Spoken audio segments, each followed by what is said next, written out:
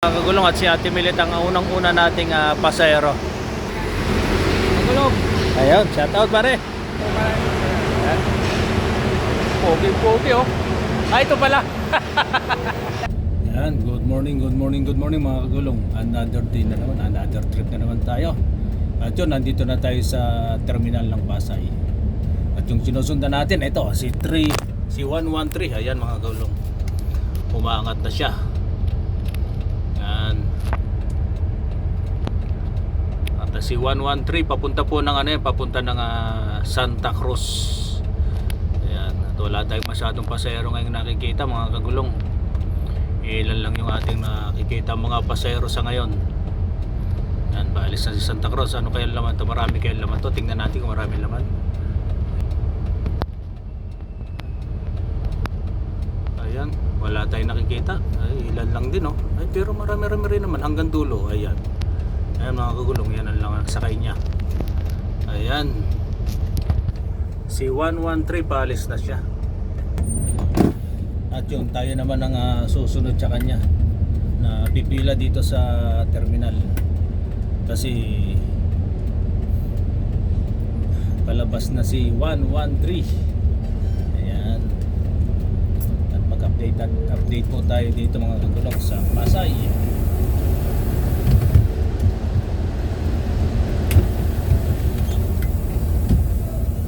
Ayan, oops.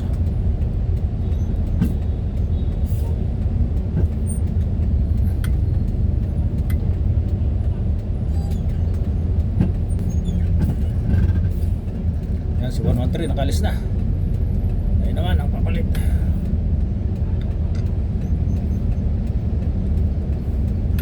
Dito kasi sa terminal pinahan talaga dito na side mirror. Sa side mirror kayo magbe-base sa takbang, pero wala namang problema gawa ng tayo naman ay may konduktor sa likod na nag-aalalay.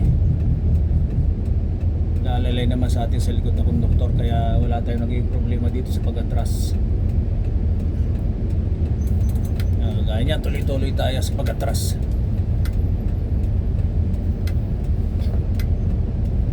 Yan.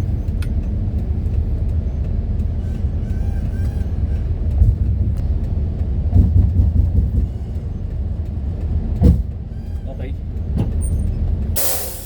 Kagulong at si Ate Milit ang unang-una nating pasahero. Yan, at dagupan po yung katabi natin. Wala si Libunaw ngayong araw na to. Wala tayong kasabay na si Libunaw at yun sa Manawag, pangalauna. So, San Carlos. At yung papasok, Cabanatuan po yung papasok na yan. Yan. Cabanatuan. At yung Tarlac po yung nasa dulo na yan. At ito yung mga pasahero dito sa Pasay. Ayan.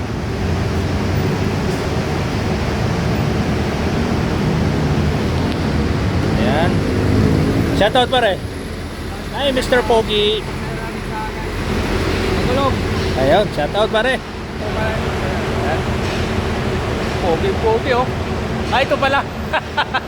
Dalawa. Yan, sige po. Yan po yung update lang po natin dito sa terminal na po, sa Pasay 5-star terminal. Ayan. Sige po mga kagulong, magandang umaga po sa inyong lahat.